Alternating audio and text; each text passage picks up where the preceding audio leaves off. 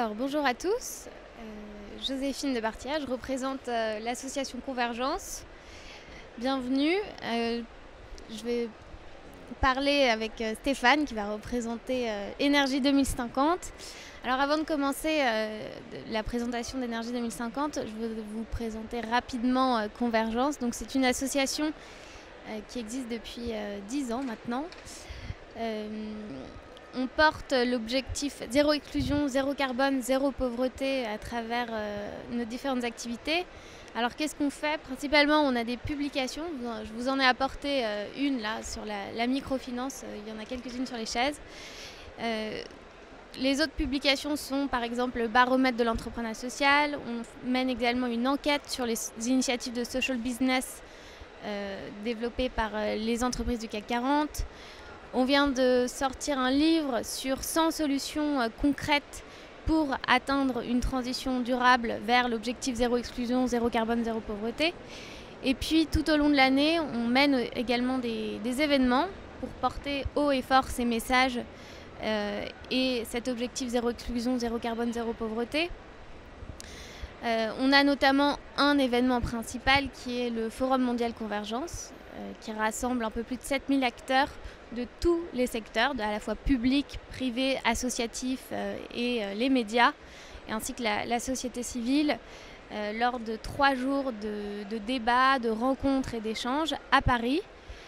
Voilà, ça c'est notre principal événement. On a également des groupes de travail, des projets plus axés autour du numérique et de la jeunesse, toujours dans cet objectif de valoriser toutes les initiatives à fort impact social et environnemental.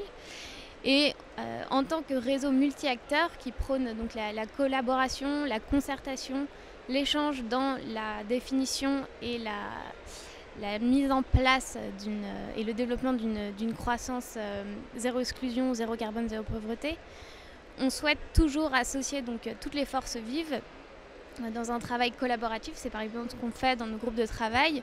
On essaye ou dans nos conférences, on essaye toujours d'avoir un panel multi-acteurs. C'est vraiment une exigence qu'on se fixe en permanence, qui n'est pas toujours facile à tenir, mais voilà, quand on trouve des gens qui se prêtent au jeu, ça fonctionne, on l'a toujours constaté.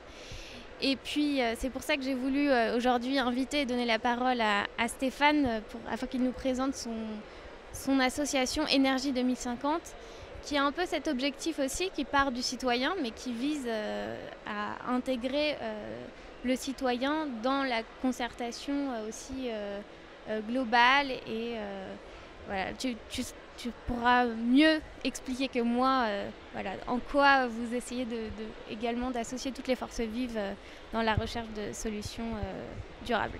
À toi la parole. Voilà, merci beaucoup. Donc merci à Convergence.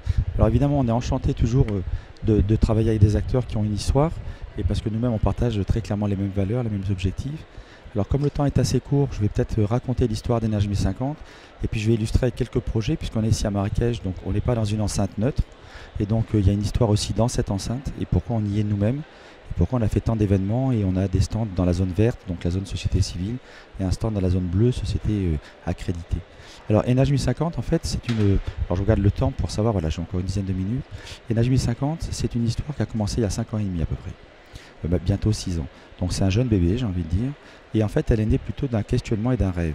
Pour des praticiens, moi ça faisait une trentaine d'années que j'étais sur le terrain, mes collègues pareil, et on voyait que les choses avançaient peu ou pas. Alors pour plein de raisons, parce que d'abord le monde n'est pas encore prêt pour la transversalité, le vrai multi-acteur, la vraie mise en œuvre, et puis que sur tous nos sujets, développement durable, climat, solidarité, énergie ou autre, il y a des indicateurs qui restent encore au rouge, et d'ailleurs qui cessent peut-être d'amplifier le rouge d'année en année. Donc on a beau faire un plaidoyer, on a beau faire des accords internationaux, le défi de la mise en œuvre reste toujours posé. Donc nous on s'est dit mais pourquoi, comment? Alors évidemment on avait les réponses, mais on voyait bien que c'est que cette transversalité que tout le monde plaide, finalement on ne la met pas en œuvre. Et deuxièmement, quand on la met en œuvre, très vite on revient dans du sectoriel, et ce multi-acteur, très vite il se refractionne. Donc nous on s'est dit on veut travailler sur la systémique du développement, parce qu'on y croit, on pense que c'est une évidence. Ça veut dire qu'on a une approche très transversale.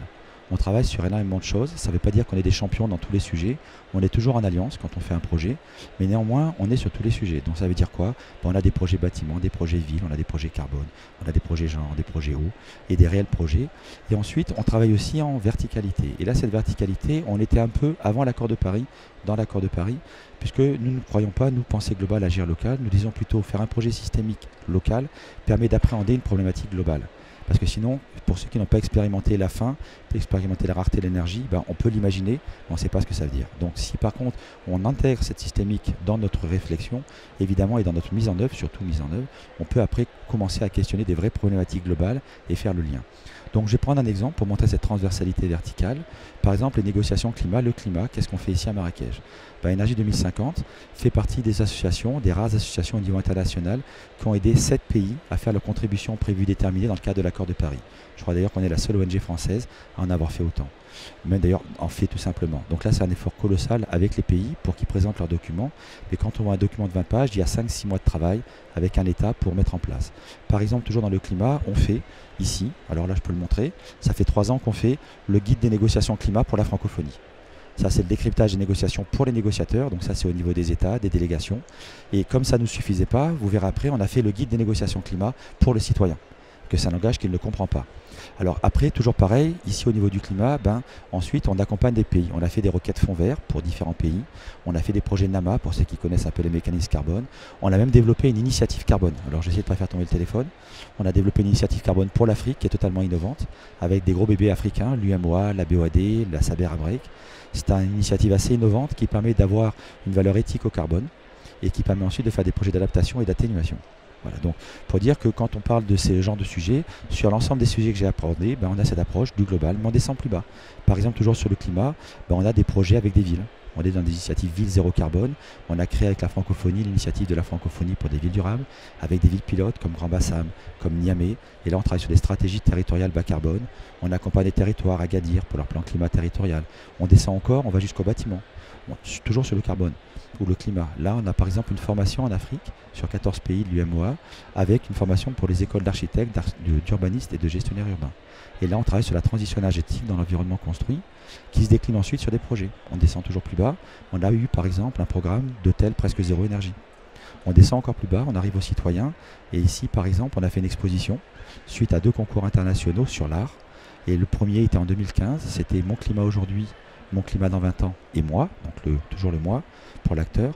Et cette année, on avait fait Notre climat aujourd'hui, Notre climat dans 20 ans et nous, pour être dans la mise en œuvre du collectif. Vous voyez, donc ça, ce que je viens de vous raconter pour le climat, on l'a aussi sur l'énergie, on l'a aussi sur le bâtiment, on l'a aussi sur les villes. Et enfin, on travaille sur une temporalité. Donc c'est vraiment une matrice, c'est comme un Rubik's Cube, donc du vertical, du transversal. On travaille beaucoup sur des actions à court terme, fort effet de levier, ce que l'on appelle les fruits qui sont mûrs. Et là, il faut y travailler parce que ne pas le faire, c'est des verrous. Donc ça peut être l'énergie bien sûr, mais pas que l'énergie. Donc tout ce qui peut demander aujourd'hui peu d'investissement, juste une intelligence d'acteur territorial et qui va vite rapporter des effets de levier. Et évidemment on travaille sur du moyen et long terme avec des travaux sur la réglementation thermique des bâtiments, des travaux sur les stratégies de ville. Voilà. Donc Énergie 2050 c'est un peu cette grosse équipe internationale et du coup ça a pris. Ce qui est assez intéressant c'est que ça a pris, aujourd'hui on est déployé hors Europe dans plus de 30 pays. Si on prend les pays africains, donc ça fait vraiment beaucoup de pays africains, on est vraiment extrêmement partenarisé, ou je ne sais pas comment on dit, mais on est très impliqué sur le territoire, aussi dans les États insulaires. Maintenant, on peut rajouter aussi des projets européens qu'on a. Alors évidemment, ça ferait beaucoup de pays en tout, parce que les projets européens couvrent souvent 10-12 programmes ou projets ou pays européens.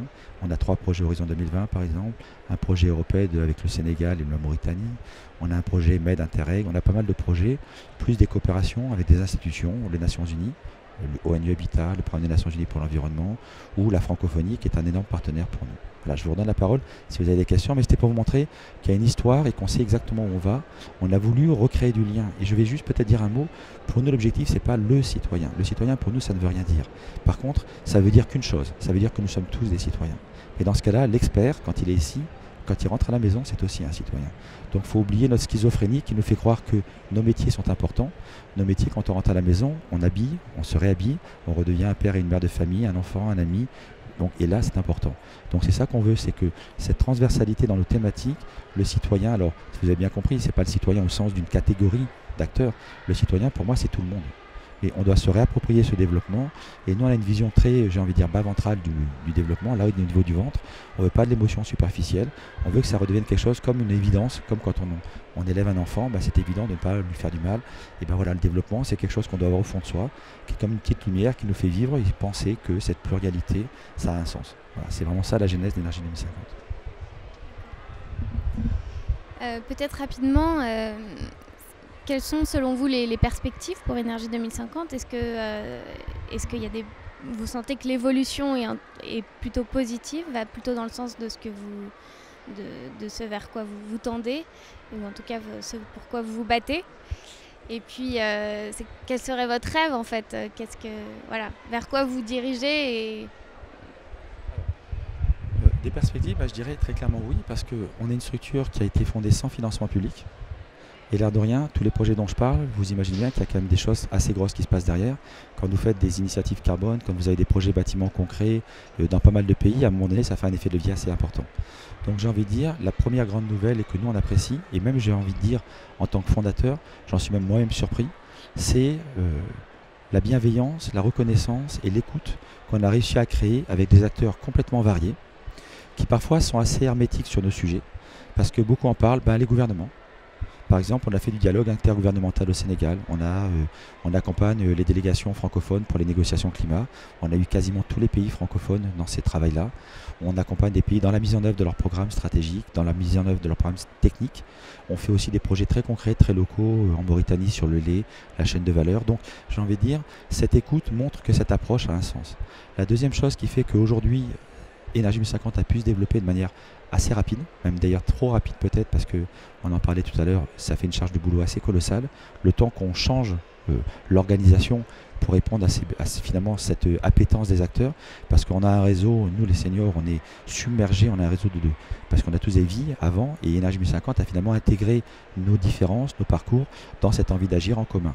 Donc chacun dans nos spécificités, dans tous ces métiers-là dont j'ai parlé, on a un réseau d'une densité assez incroyable, donc tout le monde veut agir, et c'est vraiment le mot agir qui est le dénominateur. Et ce qui est très intéressant pour le futur, c'est que je crois qu'on est une ONG, ce qu'on appelle d'expertise. Donc on ne fait pas de plaidoyer. Nous on considère, on a des mots-clés. Si vous regardez sur notre site, vous avez remarqué d'ailleurs le logo, le nouveau logo qu'on a mis, c'est le futur que nous faisons. On a barré le futur que nous voulons, c'était Rio plus 20, parce que ça le voulons, pour ceux qui ont participé au premier Rio, on a du mal à rentrer à la maison et redire encore on voudrait dans 20 ans qu'on fasse que. Donc nous on est vraiment dans l'action. Et très clairement ce qui est intéressant, c'est que tous ces acteurs-là, finalement, ont produit de l'expertise. C'est pour ça qu'on peut aller sur des mécanismes pointus comme du carbone, du MRV, pour ça qu'on est dans les négociations, pour ça d'ailleurs que moi je suis accrédité avec un pays ici qu'on accompagne. Donc ça, cette expertise, c'est peut-être ce sur quoi j'aurais envie de dire, puisque vous me posiez la question demain, je crois qu'aujourd'hui la société civile doit aussi être une société qui apporte de l'expertise. Le plaidoyer doit être adossé à l'expertise. Le meilleur plaidoyer que nous pouvons faire, c'est montrer que ça marche. Nous on emploie des phrases qui sont très importantes, c'est témoigner des possibles avec un S. Fédérer, mutualiser pour démultiplier les moyens d'agir. C'est des phrases non pas qui sont juste des leitmotifs, c'est des phrases qu'on croit. Et quand on arrive à démontrer l'approche coût-bénéfice, on a des économistes, on a des urbanistes, on a des architectes, on a des énergéticiens, on a des gens qui font la politique. Et tous ces gens-là, mutualisés, on est exactement dans l'accord de Paris. On va devoir aujourd'hui, plus qu'hier, témoigner de la performance de ce que l'on dit. Quand on parle d'économie sociale et solidaire, quand on parle de circuit court, nous on sait, parce qu'on est convaincus comme vous, que ça a un sens. Et si on n'arrive pas à montrer qu'il y a une performance sociale, environnementale, éthique, avec des vraies valeurs et économiques, finalement on peut pendant des décennies répéter la même chose. Et le monde, on doit à tout prix éviter cette spirale descendante. Donc nous on croit que ça peut marcher, on sait que ça doit marcher. On est un peu contre les vrais projets pilotes survitaminés d'argent public, parce que c'est des showcases. On les trouve intéressants s'ils sont adossés à des méthodes. Comment je vais démultiplier, comment je vais pouvoir répondre à une ville, à un bâtiment, à un citoyen qui lui n'aura pas cette capacité de fédérer de l'argent. Ça c'est intéressant. Donc si j'arrive à trouver quelque chose qui me permet d'aller plus loin, comme on dit toujours d'aller au-delà, ça nous intéresse. Donc mon rêve pour finir, parce que moi je suis un peu vieux, donc je devrais très rapidement ou tôt ou tard passer le flambeau. Très clairement mon rêve, j'aimerais qu'il y ait beaucoup d'énergie 1050. Alors on peut les appeler Énergie 1050, Convergence, Pierre, Paul, Jacques, le nom n'a pas vraiment d'importance. Ce serait vraiment beaucoup de gens qui vont à un moment donné s'intégrer dans ce dynamique de transversalité, oublier très souvent leurs égos. Quand je disais d'une logique partenariale, c'est vraiment important pour nous. On ne va jamais dans un pays, on est toujours en multi-acteurs. Pour nous c'est quelque chose d'évident. Quand on va au Maroc, à Agadir, on est avec des Marocains. Quand on va au Togo, au Sénégal ou ailleurs, on est. Quand on est au Niger, mais c'est pas juste pour dire on a besoin d'eux, non. On est parce que quelque part, ils ont une réalité que nous on n'a pas. Et même si on a les mains dans le cambouis, il faut qu'on la mutualise. Donc cette mutualité, c'est cette envie d'agir collective, je crois que c'est ça le rêve d'énergie 1050, c'est l'agenda de Paris, on y est dedans, mais on y était même avant. Alors beaucoup y étaient, mais aujourd'hui on doit tous être dans cette performance.